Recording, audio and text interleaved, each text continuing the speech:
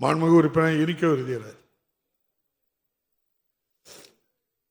மாண்புமிகு பேரவைத் தலைவர் அவர்களே, திருச்சி காவிரி ஆற்றிலிருந்து தான் ராமநாதபுரம் கூட்டு குடிநீர் திட்டம், சிவகங்கை கூட்டுநீர் திட்டம் போன்ற தென் மாவட்டங்களுக்கு தண்ணீர் தரப்பட்டு வருகிறது.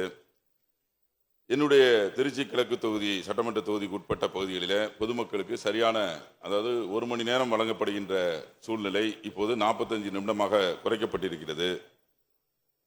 ஆண்டாள் திருப்பகுதியில் காலை 4 மணிக்கெல்லாம் குடிநீர் விநியோகம் செய்யப்பட்டு வருகின்றதனால் பொதுமக்கள் கொஞ்சம் லேட்டாக எழுந்திரிச்சா கூட தண்ணீர் கிடைக்கிறதுக்கு கடினமான சூழ்நிலை.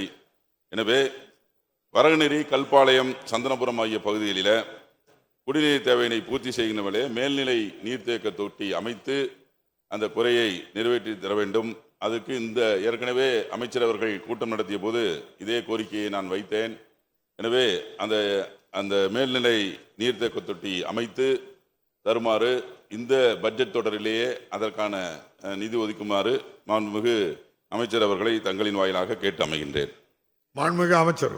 மாண்புமிகு பேரவைத் தலைவர் அவர்களே, மாண்புமிகு முதலமைச்சர் அவர்கள் துணை முதலமைச்சராக உள்ளாட்சித்துறை அமைச்சராக இருந்தபோதுதான் ராமநாதபுரம் கூட்டு குடிநீர் திட்டம் 720 கோடி செலவிலே அது அமைக்கப்பட்டு திட்டம் வகுக்கப்பட்டது. ஆனால் செலவை காட்டிலும் குறைவான செலவிலே அந்த திட்டத்தை குறிப்பிட்ட காலத்திற்கு முன்பாகவே ராமநாதபுரத்துக்கு கொடுக்கப்பட்டது. அந்த நேரத்தில் அங்கே இருக்கிற விவசாயிகள்லாம், நீங்கள் நிலத்தடி நீரை எடுத்து காவிரியிலிருந்து எடுக்கிறீர்களே என்று சொன்னபோது மாண்புமிகு முதலமைச்சர் அண்ணன் கலைஞர் அவர்கள் என்ன செய்தார்னு சொன்னார், ஒரு தடுப்பணை அங்கே 30 கோடியிலே கட்டப்பட்டு நிலத்தடி நீர் எப்போதும் 1 TMC தண்ணீர் நிற்பது போல ஏற்பாடு செய்யப்பட்டது. இப்போது கிழக்கு தொகுதிக்கு தண்ணீர் தரப்பட்ட போது ஏற்கனவே கடந்த முறை உறையூரிலிருந்து நேரடியாக அவர்களுக்கு அந்த குழாய் மூலமாக கிழக்கு தொகுதிக்கு வழங்கப்பட்டது. அப்போது முதலமைச்சர் அவர்கள்தான் திருச்சியில் ஒரே 32 இடங்களில் மேல்நிலை நீர்த்தேக்க தொட்டி நான் முதலமைச்சருடைய அனுமதியில் அன்றைக்கு அவருடைய நிதி ஒதுக்கீடு தான் செய்து கொடுத்தார்கள். இப்போது கிழக்கு தொகுதி நிறைய விரிவாக்கம் செய்யப்பட்டு விட்டது. நிறைய மெயின் சாலை வரை வந்து விட்டது விரிவாக்கம். அங்கு தண்ணீர் கொஞ்சம் பற்றாக்குறை என்று சொல்லி கடந்த வாரம் சொன்னபோது பொறியாளர்களையும் அழைத்து அங்கே இந்த உறையூரிலிருந்து தருகிற தண்ணீரை கூடுதலாக அவர்களுக்கு தர சொல்லியிருக்கிறோம்.